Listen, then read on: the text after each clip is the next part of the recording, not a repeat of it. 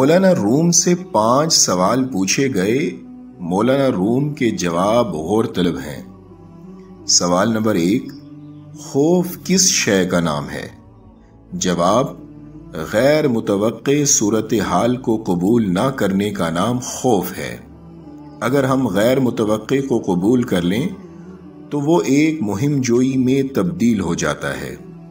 سوال نمبر 2، حسد کسے کہتے ہیں؟ جواب، دوسروں میں خیر و خوبی تسلیم نہ کرنے کا نام حسد ہے۔ اگر اس خوبی کو تسلیم کر لیں تو یہ رشک اور کشف یعنی حوصلہ افزائی بن کر ہمارے اندر آگے بڑھنے کا جذبہ پیدا کرتا ہے۔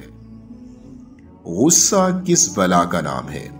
جواب، جو امر ہمارے قابو سے باہر ہو جائے، اسے تسلیم نہ کرنے کا نام غصہ ہے۔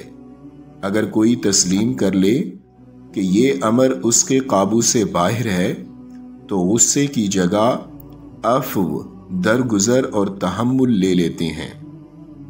سوال نمبر 4، نفرت کسے کہتے ہیں؟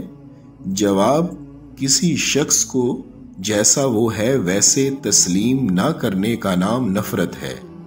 اگر ہم غیر مشروط طور پر اسے تسلیم کر لیں تو یہ محبت میں تبدیل ہو سکتا ہے۔